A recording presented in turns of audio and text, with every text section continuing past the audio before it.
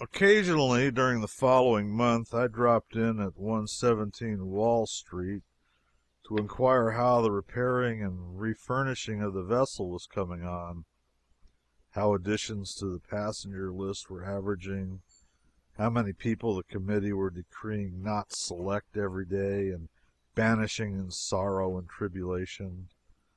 I was glad to know that we were to have a little printing press on board and issue a daily newspaper of our own.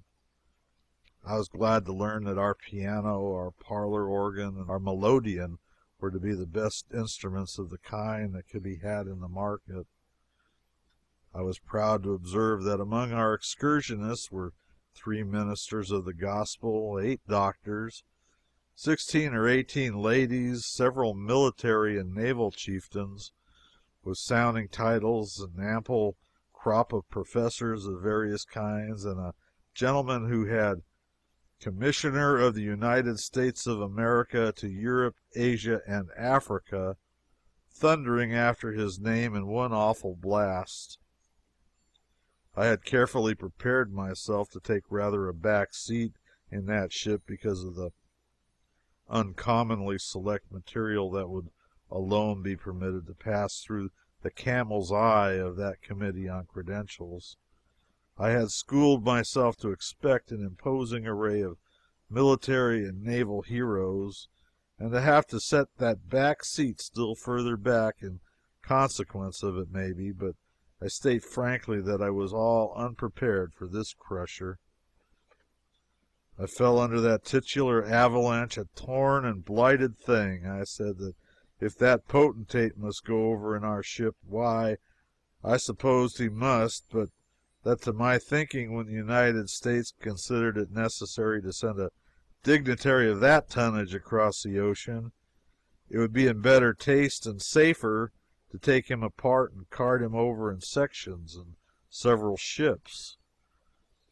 Ah, if I had only known that he was only a common mortal, and that his mission had nothing more overpowering about it than the collecting of seeds and uncommon yams and extraordinary cabbages and peculiar bullfrogs for that poor, useless, innocent, mildewed old fossil, the Smithsonian Institute, I would have felt so much relieved.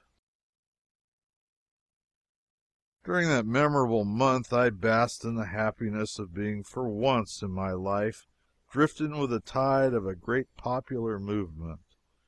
Everybody was going to Europe. I, too, was going to Europe. Everybody was going to the famous Paris Exposition. I, too, was going to the Paris Exposition. The steamship lines were carrying Americans out of the various ports of the country at the rate of 4,000 or 5,000 a week in the aggregate. If I met a dozen individuals during that month who were not going to Europe shortly, I have no distinct remembrance of it now. I walked about the city a good deal with a young Mr. Blucher who was booked for the excursion. He was confiding, good-natured, unsophisticated, companionable, but he was not a man to set the river on fire. He had the most extraordinary notions about this European exodus, and came at last to consider the whole nation as packing up for emigration to France. We stepped into a store on Broadway one day where he bought a handkerchief, and when the man could not make change, Mr. B. said, "Never mind, I'll hand it to you in Paris." "But I'm not going to Paris." "How is what did I understand you to say?" I said, "I'm not going to Paris." "Not going to Paris? Well, then, where in the nation are you going to?" "Nowhere at all." "Not anywhere whatsoever? Not any place on earth but this?" "Not any place at all but just this. Stay here all summer." My comrade took his purchase and walked out of the store without a word, walked out with an injured look upon his countenance. Up the street a piece he broke silence and said impressively, "It was a lie. That is my opinion of it." In the fullness of time, the ship was ready to receive her passengers. I was introduced to the young gentleman who was to be my roommate, and found him to be intelligent, cheerful of spirit, unselfish, full of generous impulses, patient, considerate, and wonderfully good natured. Not any passenger that sailed in the Quaker City will withhold his endorsement of what I just said. We selected a stateroom forward of the wheel on the starboard side, below decks. It had two berths in it, a dismal dead light, a sink with a wash bowl in it, and a long, sumptuously cushioned locker, which was to do service as a sofa and partly as a hiding place for our things. Notwithstanding all this furniture, there was still room to turn around in, but not to swing a cat in, at least not with entire security to the cat. However, the room was large for a ship's stateroom and was in every way satisfactory. The vessel was appointed to sail on a certain Saturday early in June.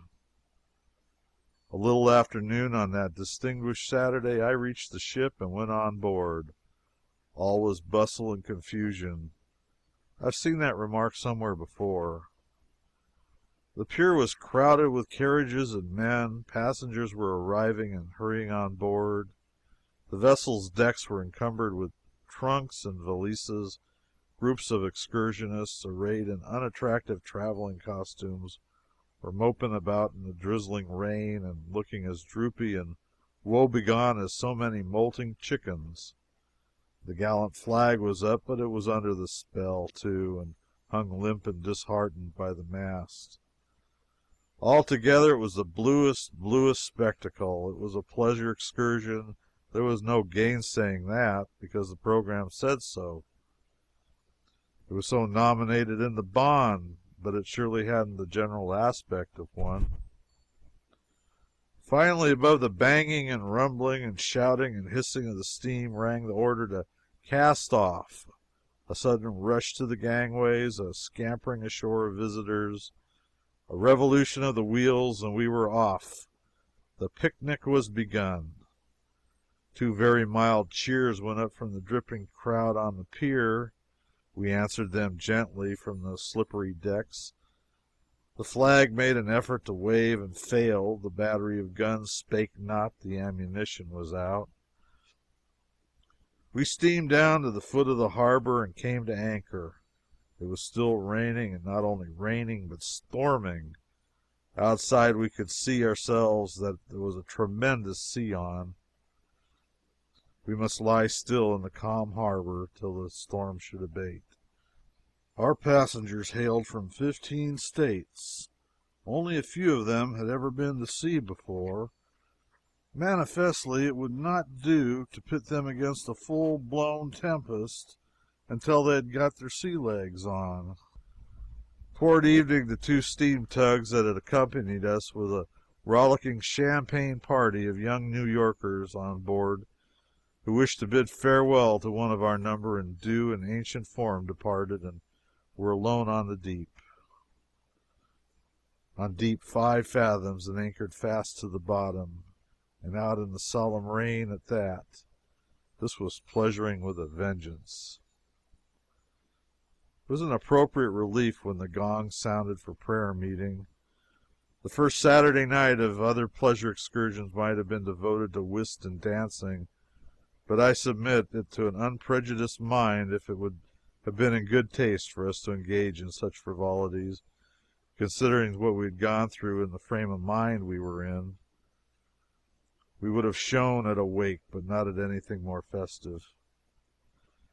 However, there is always a cheering influence about the sea, and in my berth that night, rocked by the measured swell of the seas and lulled by the murmur of the distant surf, I soon passed tranquilly out of all consciousness of the dreary experiences of the day and damaging premonitions of the future.